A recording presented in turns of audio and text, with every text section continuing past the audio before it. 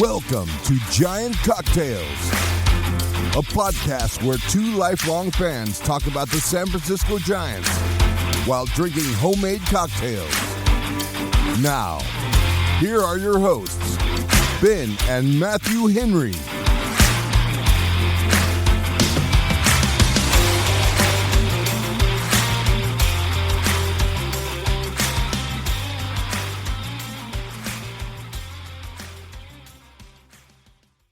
Welcome to another episode of Giant Cocktails. I am your host, Ben Henry, alongside my brother, the astral Matthew Henry. Hey, now, you're an all-star. Get your game on. You can't play. No, because if you do any more, we're going to have to pay money. It's your money, though. I could do it. No, they'll sue both of us. They'll sue both of us. I'll make you pay half. Oh, man. All right. I'm the astral Matthew Henry. That's Thank you. right. That's you right. are the astral Not Matthew astro. Not Henry. astro. Astral. No, astral, okay? Because you are a astral elf. Wait, what? You're an astral elf.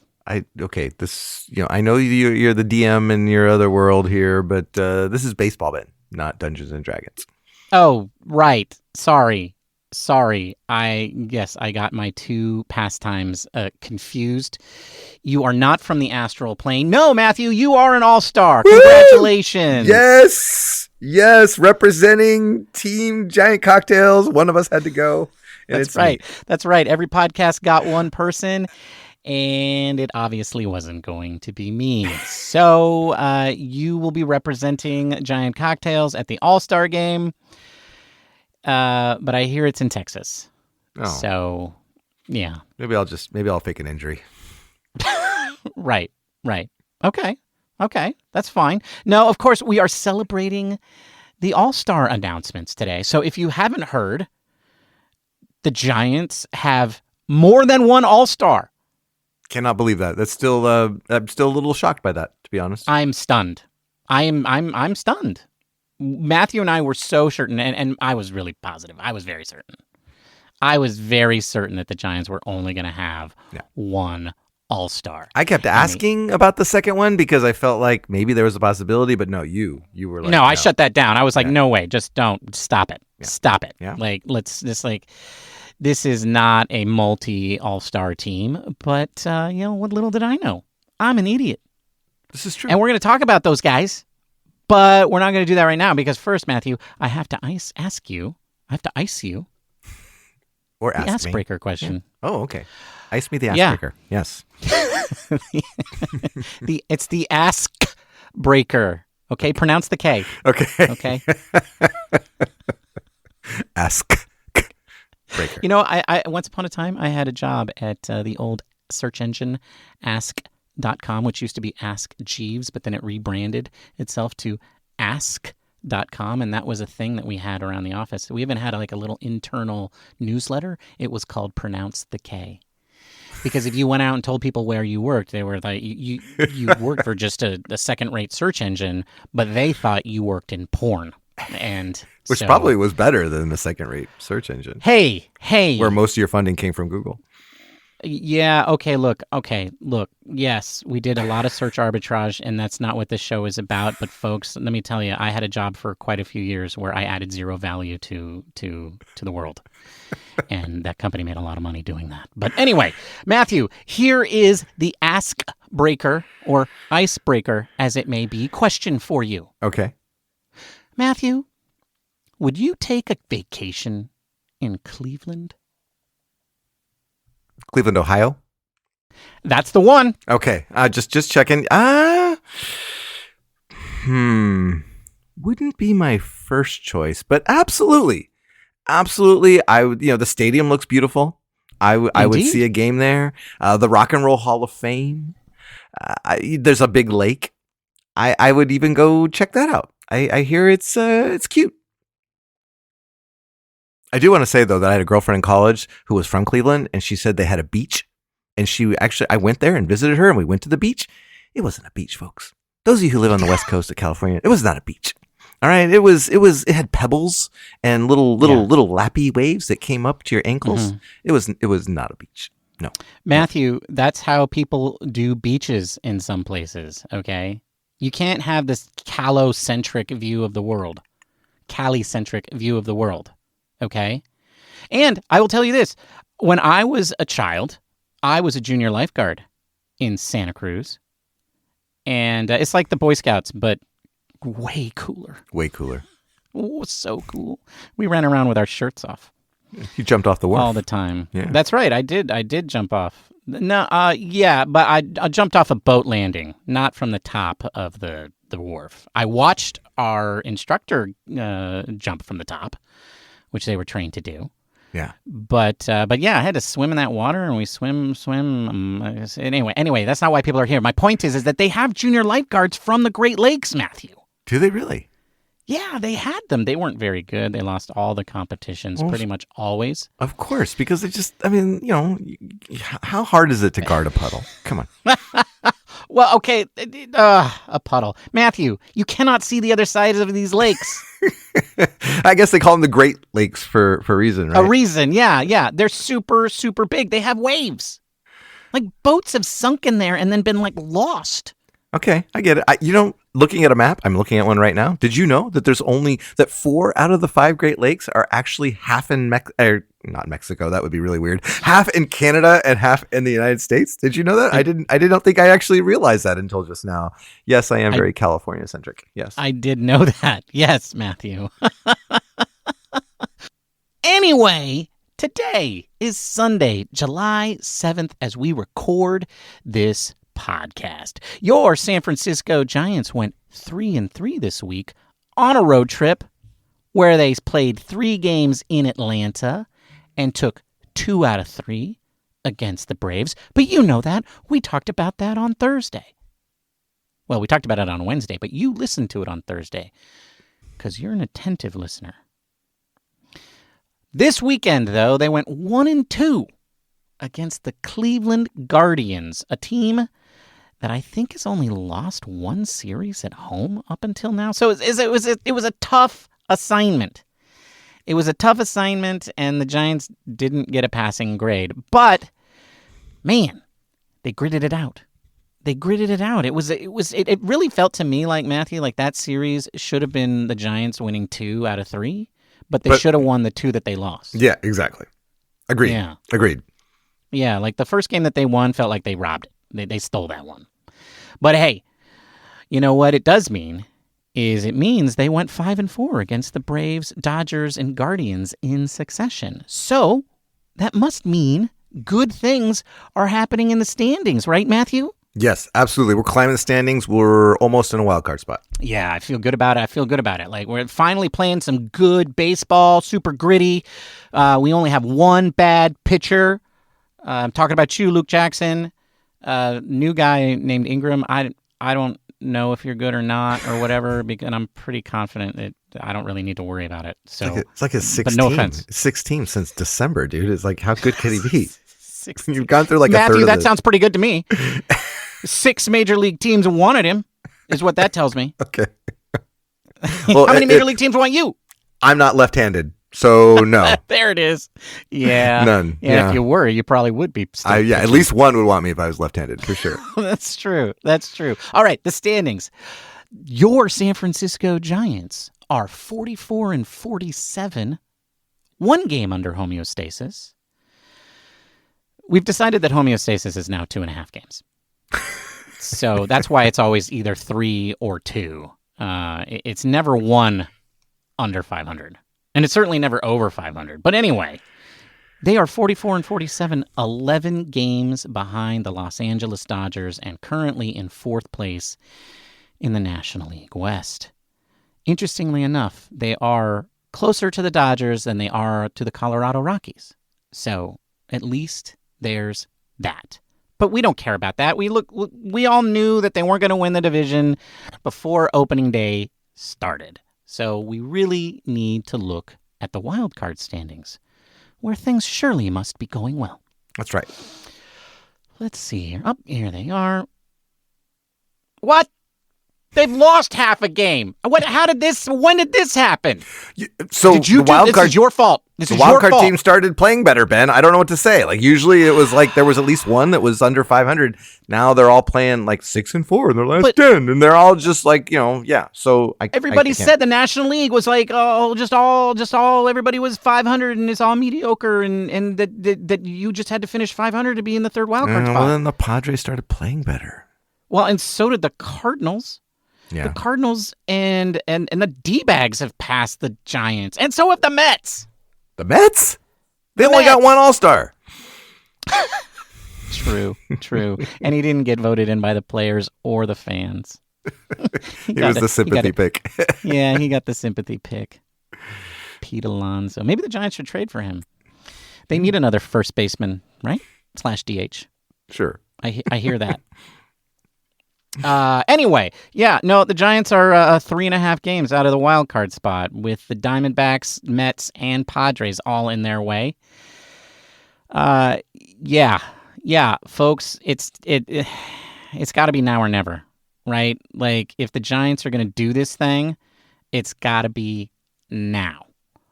But before we talk about that, because that's what we're going to talk about today. We're going to talk about the fact that it is now is the time for the Giants to make their move. But first, we're going to celebrate our All-Stars. But before we do any of that, Matthew, you need to ask us our trivia question. That's right. So my trivia question, Ben, is in lieu of Heliot Ramos becoming the first outfielder, homegrown Giants outfielder since Chili Davis to make Chili. the All-Star team. Red hot chili. Red hot chili. So Ramos is the first outfielder, homegrown outfielder since Chili Davis. Who was the last homegrown infielder not named Brandon to make the All-Star team? Oh, wow. Okay. So, okay. This is some... Okay. Mike Benjamin. Oh man, that's digging deep into the lore? infield archives. Yes, and a fellow two first name guy. I like it. I'm not even sure if Mike Benjamin was a Giants prospect, farmhand, quite frankly. But that's what I'm going with. Mike Benjamin. All right. All-star Mike Benjamin. We'll see how wrong Ben is at the end of the episode. Guess why I like Mike Benjamin? Because of his name? Yep. Yeah. His last name is my first name. Yeah, I got that. Thanks. Yeah, okay. Anyway. Enough with the banter. Let's talk cocktails. Yeah, I see why you did that, Bob. I see you. Thanks, Bob. What are you drinking, Ben? Oh, snap. Well, thank you for asking, Bob. That's very kind of you. Let's see. What am I drinking today? I am drinking a Benjamin original, called the Drunken Gnome. And this drink, folks, I named after the Garnish because it was so much fun. But the Garnish is related to the cocktail. So what is in a Drunken Gnome? Well, a Drunken Gnome has 2 ounces of tequila because everybody knows gnomes can't handle their tequila. And it has 1 ounce of ginger syrup, 1 ounce of fresh squeezed lime juice, and then 3 rings of a Serrano chili. So you take a Serrano chili, you chop it up into rings, you get rid of the seeds if you want to. You don't have to. If you're a masochist, keep those seeds in there. That's right. You take those. So what you do is you take those Serrano chilies, and you can just take a whole chili if you want. And you drop that into the bottom of your shaker, and you add a little bit of your ginger syrup, and then you muddle that. The more that you muddle it, the spicier your cocktail is going to be. And then you add the rest of your ginger syrup, your tequila, and your lime juice into the shaker with ice, and then you shake that until it is chilled. Then you double strain that into a rocks glass so that you don't get those seeds that you added into your cocktail, because that's just weird for the mouthfeel. To a fresh rocks glass with ice. And then you take your garnish, which will be 2 pieces of candied ginger. You can find this at the fancy cocktail stores, I promise you. And then you take the tip of a Serrano chili and you put all 3 of those in a stack onto the end of a cocktail pick, or just a simple wooden toothpick, such that the 2 candied gingers are sliding on the middle, and then you cap it with the end of the Serrano chili, and it looks like a little gnome's hat. And then you drop that into your drink, and you adjust it just so that the hat is hanging over the side of the drink, and it looks like the little gnome is hanging off the side, and because he's just so drunk. And that's how you make a drunken gnome.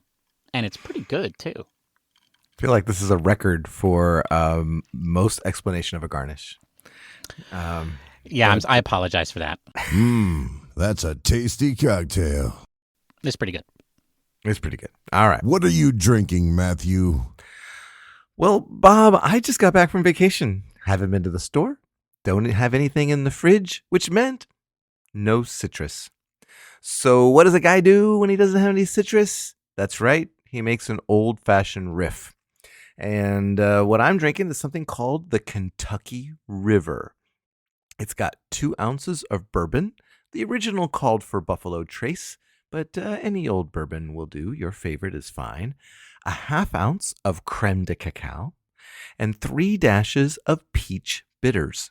And you put all those into a mixing glass with ice, give it a nice stir until well chilled.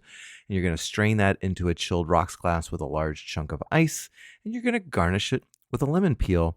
I did not do that because I'm all out of citrus. But it is a delightful just riff on a old fashioned, a little bit of chocolate, a little bit of fruity peach. It's very nice. So that's what I'm drinking, the Kentucky River. That's a tasty cocktail. Yeah, it really is. I'm actually really enjoying it. I might have another one. Hey now, you're an all-star. Get your game on. Go play. Hey now, you're a rock star. No more. Or you're paying. You're paying. You almost got me to do it. Shout out to the late, great Steve Harwell, huge Giants fan and lead singer of Smash Mouth, who passed away in September of last year. Oh, I did not realize that. Yeah. Oh. Cancer. Oh, Sad. Cancer sucks. But anyway, on that note, so Ben, the curse of chili is over. That's right. Heliot Ramos, the first homegrown Giants outfielder to be named to the All-Star team since Chili Davis. Red Hot Chili, one of your favorite all-time Giants. Yeah, well, this is great. It means we get to talk about chili, but it also means the end of this is over because nobody's going to bring it up anymore because now it's going to be the curse of Heliot Ramos. No, because next year it'll be Luis Matos, and then we'll right, Luis Matos. Ooh, next year, Matthew, it's going to be a full Giants outfield. I like it. God, we're ridiculous.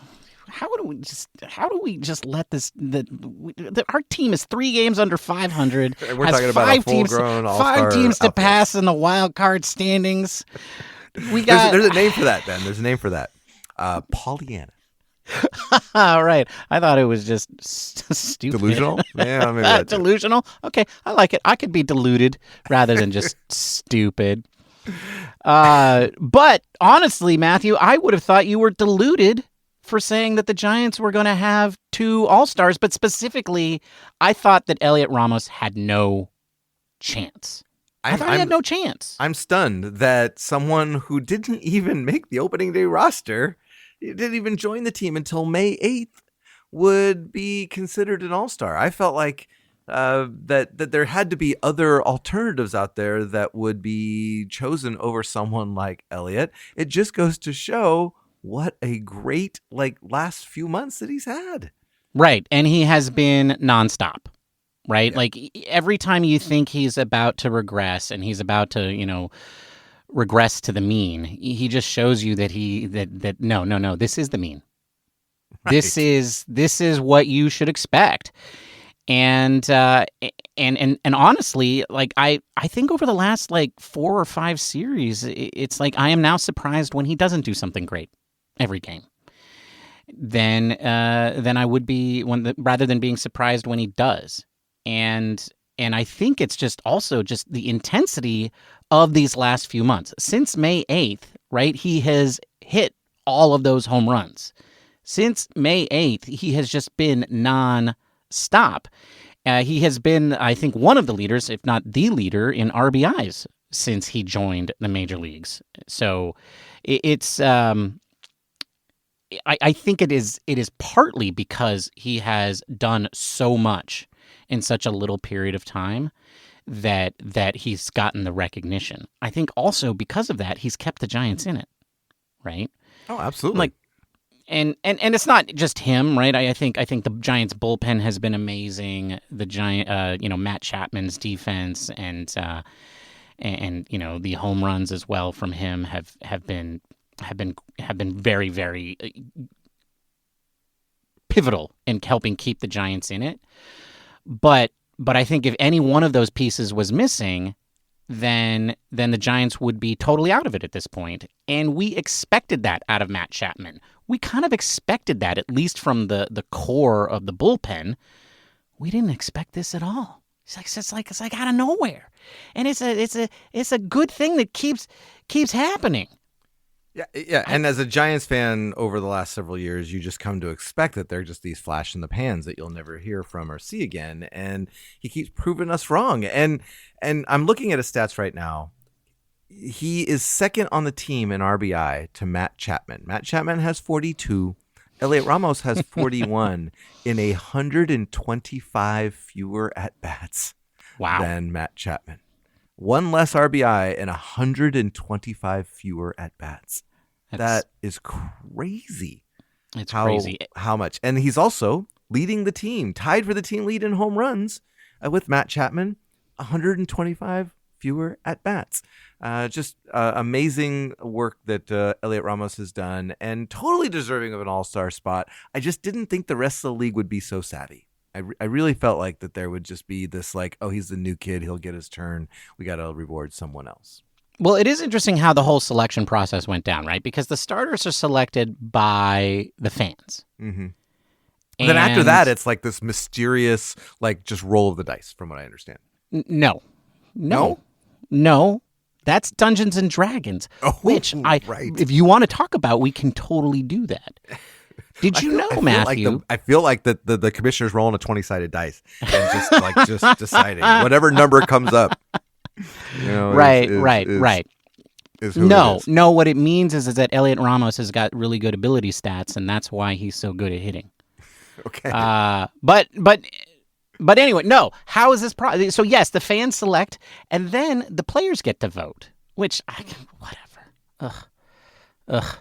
Okay, fine. It's fine. The players have been part of the selection process for a few years now. So what the players do is they select, I think, 18 players per team. So 36. They pick an alternate for the backup for each position. Correct, and then also then 9 more pitchers. So They pick 18 on each team. So 36 total are selected by the players.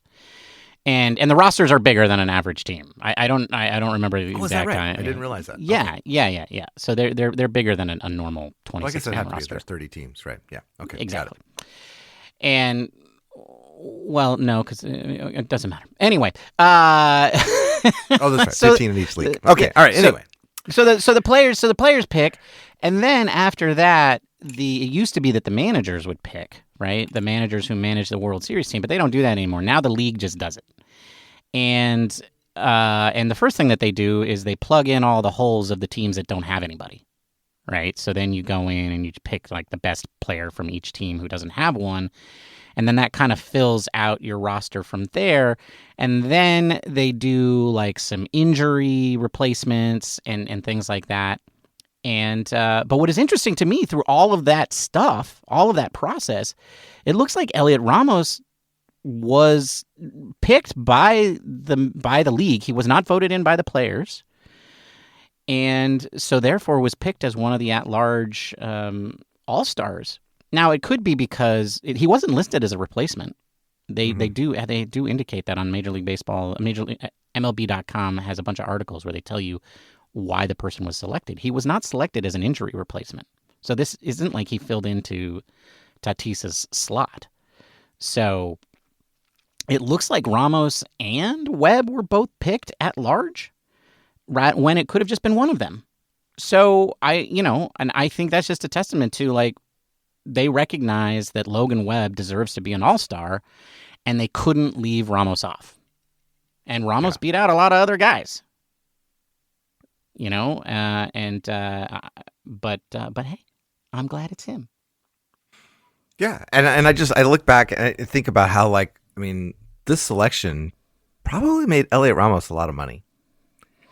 And also just as far as like his career, as he's getting started to be a all-star this early in your career, I think only adds to the cachet that he carries going forward. And so, he'll always be all-star Heliot Ramos, and that's pretty right. cool. That's pretty cool. That's right. And you and him both. That's right. He and I, both all-stars for the 2024 season. Right.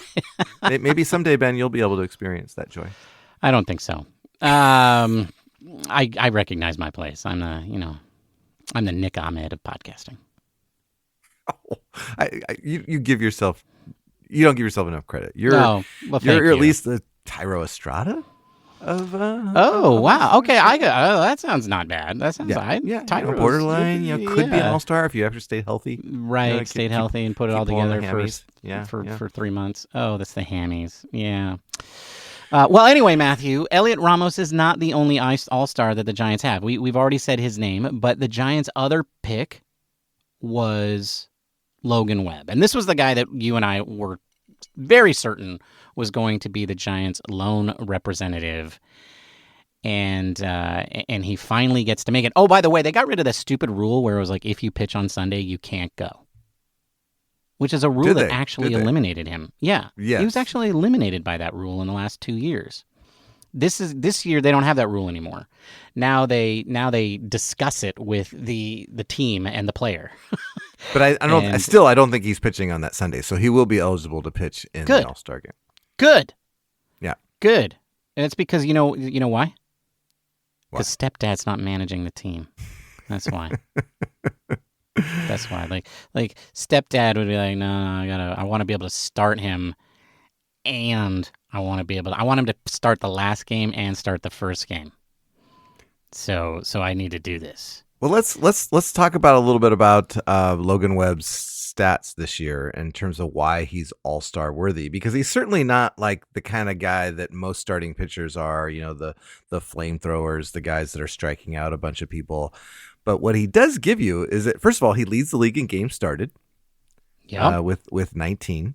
He leads the league in innings pitched with 119 and a third. He leads the league in hits allowed, though, in 118. But that's going to be the case when you pitch more innings than any other pitcher. And then also, he has faced the most batters in the National League with 486. What he does give you is stability. He's got a 3.09 ERA, 125 ERA plus, meaning he's 25% above league average, which is actually slightly below what he's done the last 3 years, Ben. So, for him to finally be recognized as an all-star is great, because I think he's been pitching like one for the last 3 years. Well, he's always been an all-star in my opinion. Man, I can't use these fancy websites. Why? I'm trying to find how good he, like, because you said I want to see how many hits he allows per inning, per 9, or per inning pitched. But it looks like all I can find are home runs per 9. And he is second in the league in that. So he is the second stingiest at giving out home runs with a 0.38 home runs per 9 innings pitched. Second only to Christopher Sanchez. And that is again for qualified qualified because there's quite a few relievers out there who pitched one inning and didn't give up any home runs. It's true. But in terms of walks per 9 inning, he is 18th in the league. And in terms of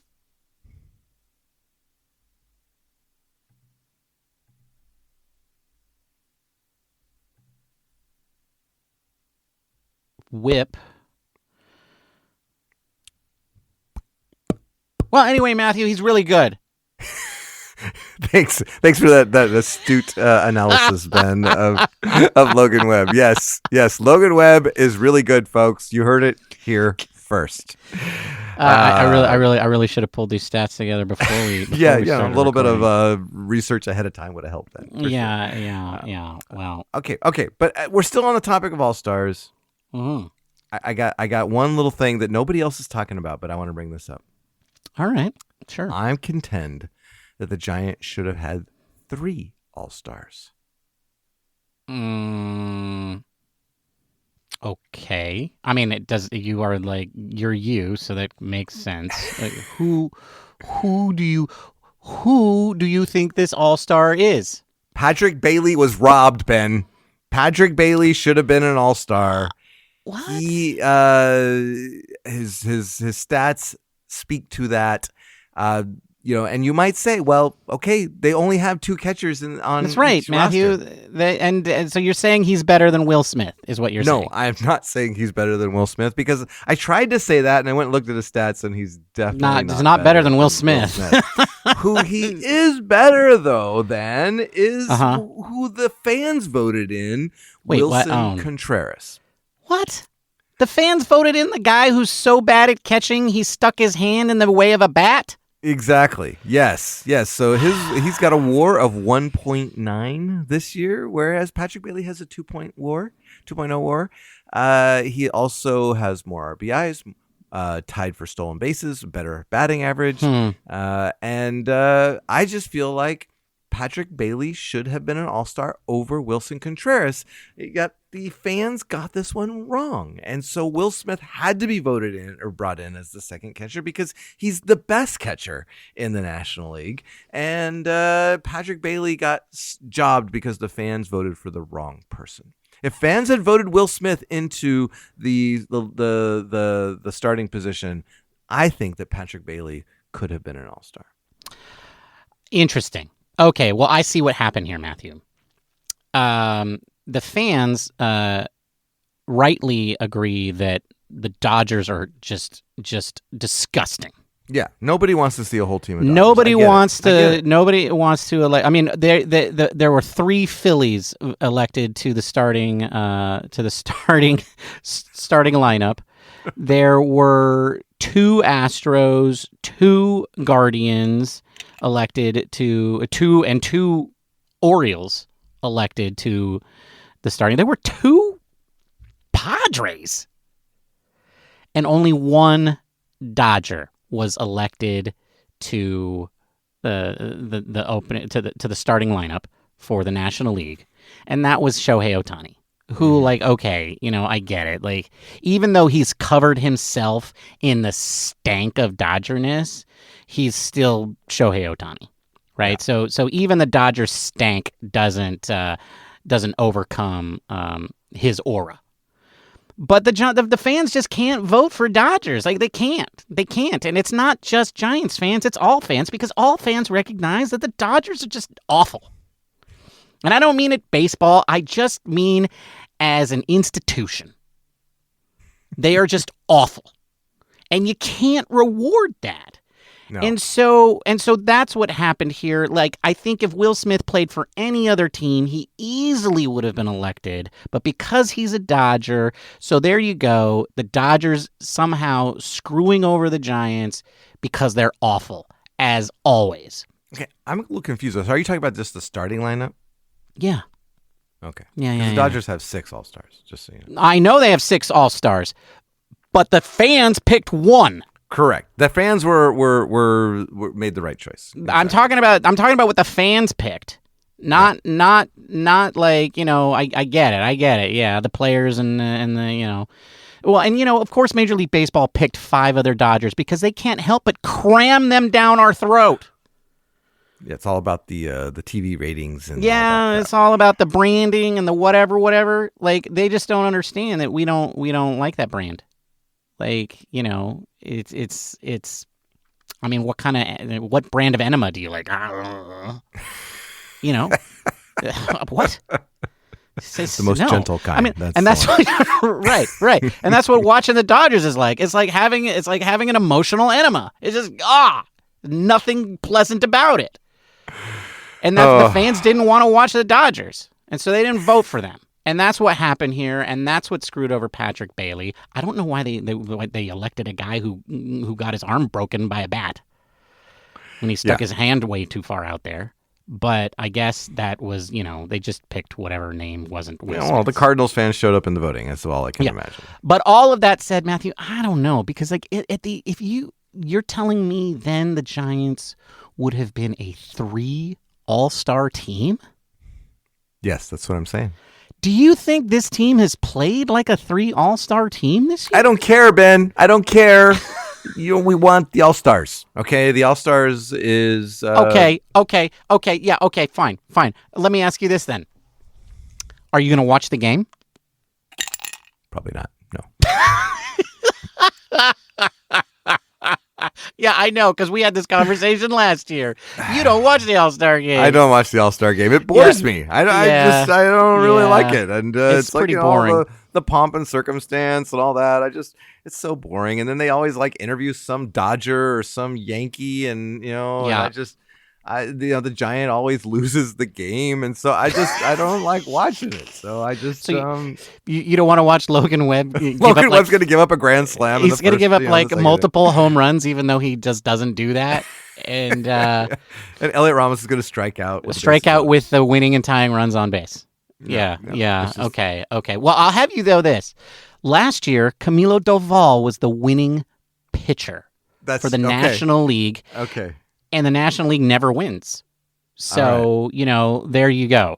So maybe Camilo broke the curse. Maybe Camilo did. The curse of Atlee Hammaker has been broken. That's right. By Camilo Doval. Folks, if you're like younger than 40, go look up the Atlee Hammaker's All-Star appearance. It was pretty bad. And I remember it like it was yesterday. That might have been the last All-Star game that I watched. But... That's probably what it is. That's why you stopped watching. All right, but switching gears here, Ben. Okay, yeah. Mm-hmm. The All-Star break kind of is supposed to represent halfway through the season, although it's well past the halfway mark. Yeah. But we've been waiting for this time because we've been waiting for our starting pitching to kind of come forward through all their health problems. Yeah, it has nothing to do with the All-Star break. No, but people keep saying, around the All-Star break, you'll get all these people back. And well, Ben, it's around the All-Star break. Has the storm been weathered? The storm has been weathered, Matthew, and it's time to hoe the row. That's a farming reference. I'm not a farmer. Yeah. Hoe the row, I'm assuming means it's time to plant some plants. It's right. It's time to get to work. It's time to roll up your sleeves, but wear sunscreen. And a hat. Because farmers like bad statistics when it comes to skin cancer. So in fact, don't roll up your sleeves. Keep the sleeves down. And wear a big hat. And but anyway, it's time to get to work. It's time to get to work. It's time to the this is the time. Now are going to be done, right? That's right. And it started. It started, Matthew, because Kyle Harrison came back. You and I, we're idiots. We thought that he was the most hurt, and that he wasn't even making the rehab starts. But he's young and dumb, so they just threw him back out. That's right. And so they just threw him back in there, and maybe he needed a rehab Probably could have used a rehab start. Yeah, it looked like that. But also, side note, I found out, Matthew, they kept saying he got injured in the weight room, but I read Andrew Baggerly, our boy Andrew. All right, yep. He figured it out. He knows what happened. Yeah. Kyle hurt his ankle doing lateral box jumps. And folks, if there's anything worse than lifting weights. It's cardio. Okay. And it's cardio where you have to jump over a box. It's like jumping over fake obstacles. You know, like there's a reason why people think parkour is lame. And it's so don't do things like that. Like, no, so there you go. Kyle's made many mistakes. 1 was doing cardio. 2 was doing cardio inside. 3 was lateral doing it cardio. Yeah, like lateral. Like what? You know, I don't know. Just like be a runner, run straight ahead, man. That's all you gotta do. That's right. Like when you throw the ball, you move forward. I don't understand it. I don't understand. But anyway, that's how he hurt himself, and now he's healthy. So no more cardio for Kyle Harrison, I hope. And so he came back. It didn't go well. Didn't go well. If he had pitched even just a little bit better, the Giants might have won that game.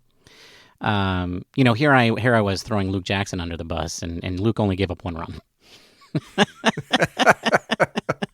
But they're crucial runs, Ben. Yeah, that's true. And then, like, when you compare Luke to all of his fellow bullpen mates, it's like one of these is not like the others. But anyway, so Kyle is back. Blake Snell was lights out in his last AAA start, as we discussed. He is going to make his next start at the major league level. And so then Robbie Ray is going to come right out of the gate after the All-Star break, which is the All-Star break is a week from, I think, the first half of this coming week. So that means that we will have our rotation, the rotation that, well, except for Alex Cobb, that everybody had been talking about. Ray, Snell, Webb, Harrison, and instead of Cobb, we have Jordan Hicks. And so that means that, you know, the cavalry has arrived.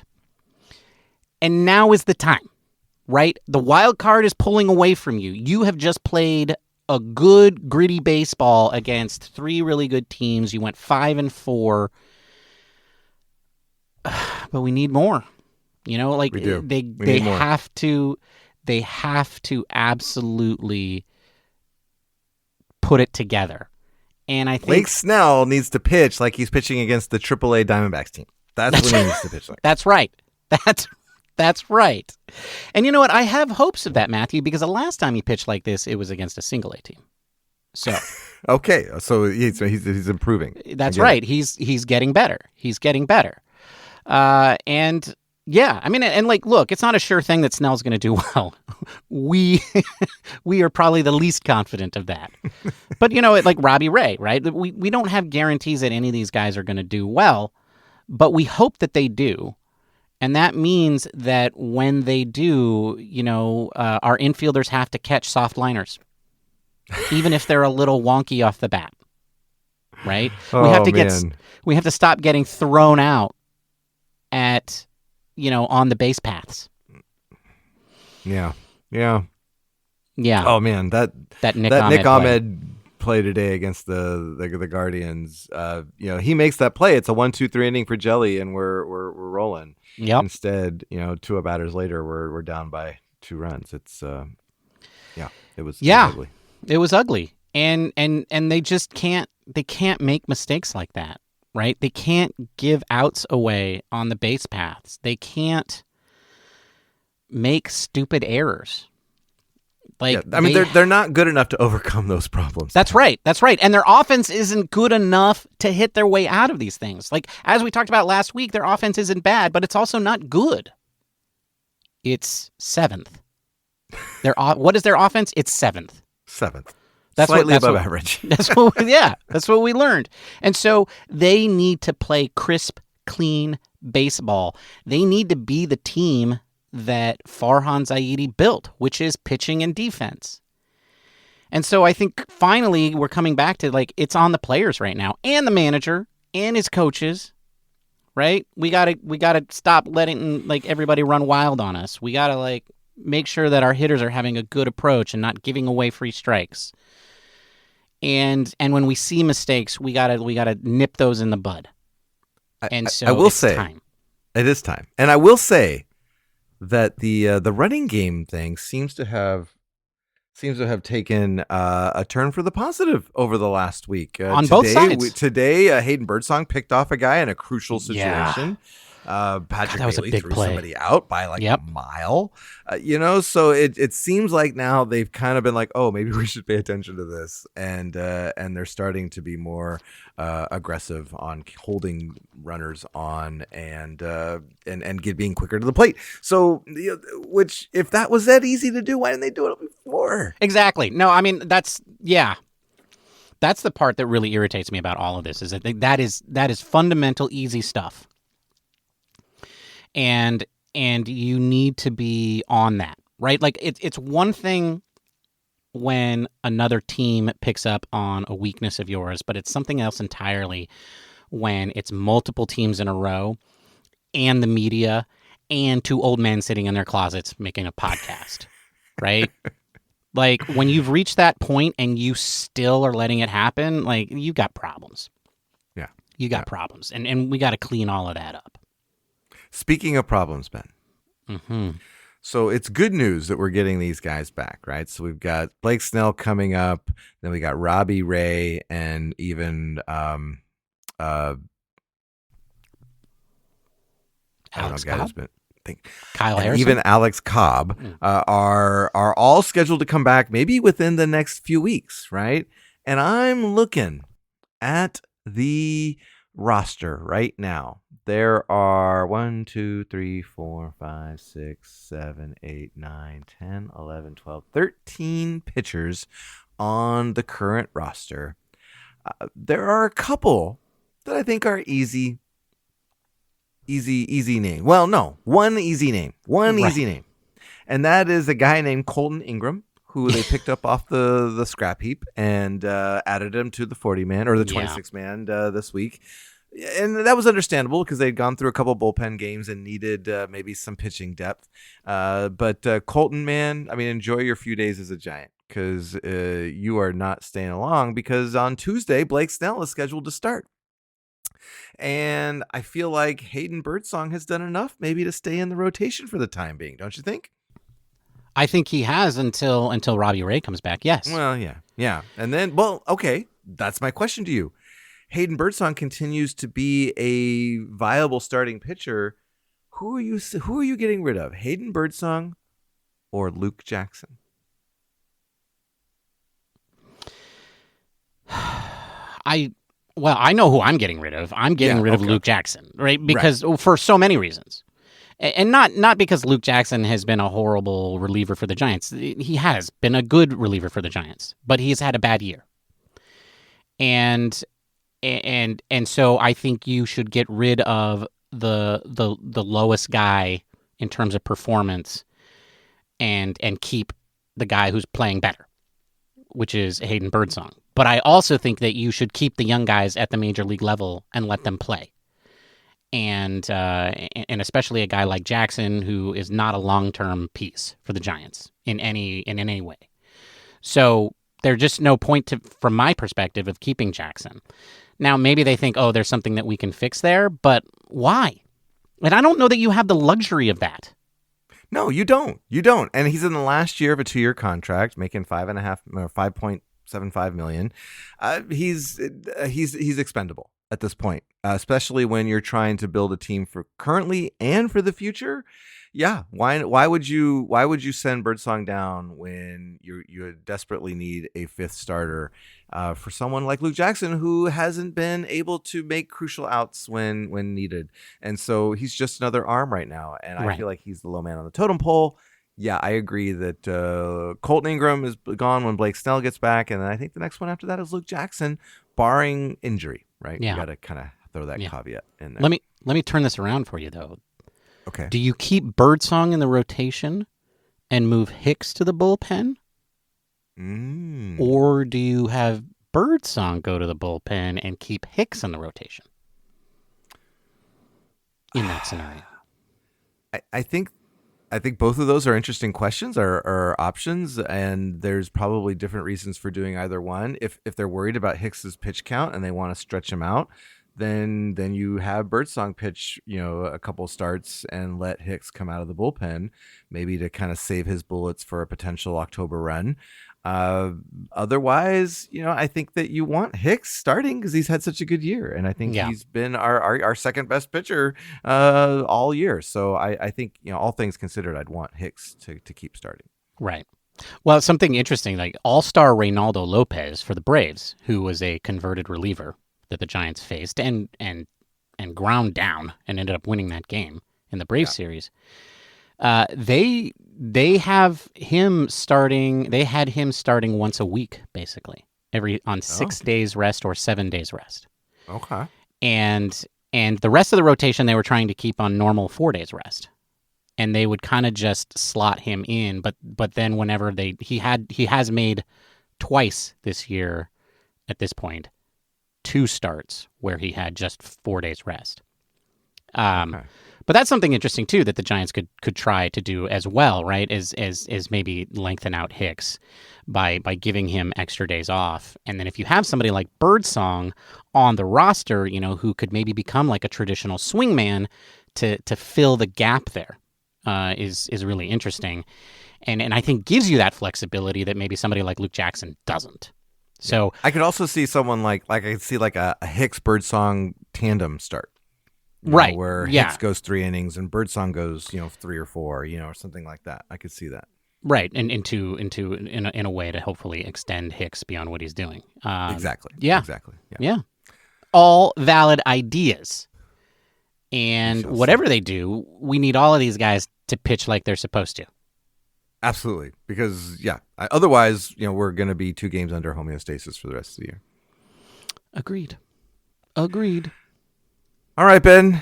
I think it's time for the trivia question answer. If you recall, the question was, who was the last homegrown Giants infielder not named Brandon to make the All-Star team? And I'm going to quickly look up Mike Benjamin because now I'm curious. He drafted by Minnesota Twins.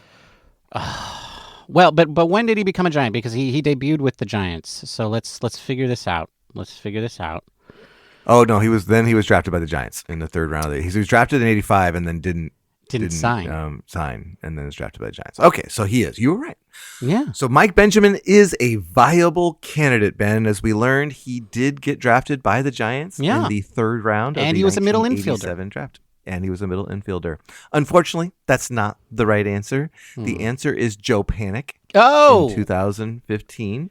Man, made the 2015 All-Star game. And you were arguing that maybe it was because of his 2014 dive to start a double play. Yeah, that's what I said. I said that everybody just he made the All-Star game because I knew the answer. Not because I knew it, because Matthew told me before the show. Which he does sometimes because he's mean. He didn't let me guess. He just tells me. And I was like, he did that because of the World Series, right? He made that dive and broke his belt and started that double play in Game 7, and that's why everybody remembered him, and they just voted for him because of that. Yeah, and then I said, well, until you look at his numbers in 2015, he batted .312 with a .378 on base and a .455 slugging. He had a .129 career best, .129 OPS plus that year.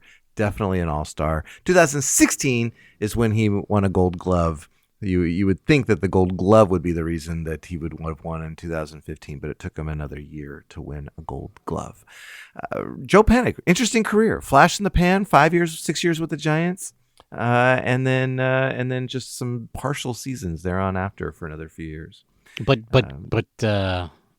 some great highlights, man. Oh my gosh, he'll never have to buy a drink in San Francisco. That's for sure. That is true. Mike Benjamin, on the other hand, because I know everybody needs to know, never made an All-Star game, and he had a lifetime OPS of 62, OPS plus of 62. But he played for 13 years. 13 years. Yeah. So different era. He would never have done that in this year. I don't know. He's like, was he like the? No, I don't even know. That's interesting. I was going to say he was a Nick Ahmed, but I think that's an insult to Nick Ahmed. All right. Okay. Anyway, looking ahead, Ben, the Giants are not playing the Cubs. They are playing the Toronto Blue Jays over the next few days. They got an off day on Monday, and then they play the Blue Jays. Who are 41-49. last in the American League East.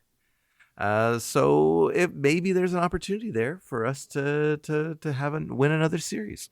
So we will see about that. Notable players to play for both teams. Of course, the captain, Brandon Belt, Jeff Kent, and that's right. the aforementioned Joe Panic. That's right. Wow. By the way, Mike Benjamin, lifetime WAR of 6.7 because his defensive WAR, this is B-WAR.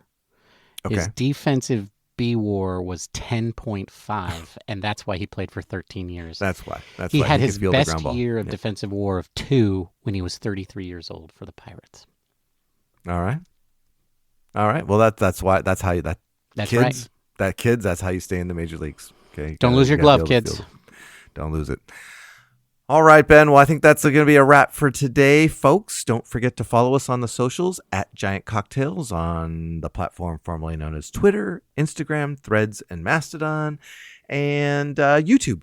Don't forget to follow us on YouTube. You can listen to us there, and you click the little notification bell. You'll get a notice when our episodes are uploaded. Don't forget to rate us on the platform listener of your choice.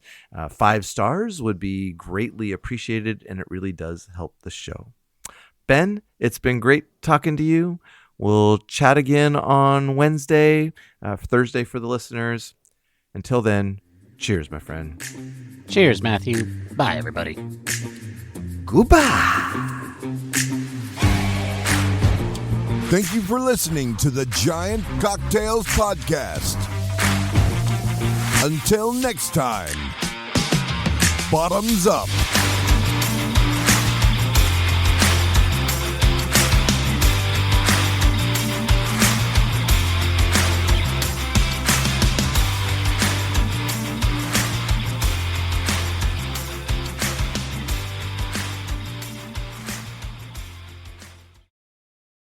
How many people listen to us on the old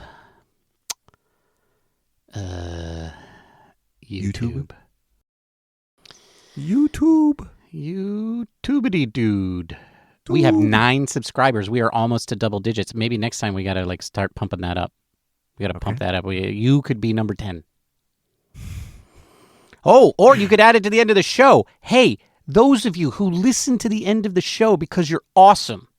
Go subscribe to us on YouTube. Yeah, that's right. Now. Go be the 10th subscriber on YouTube. And 2/3 of our listeners don't even get this far. All right, so special add on right there. All right. Goodbye, folks.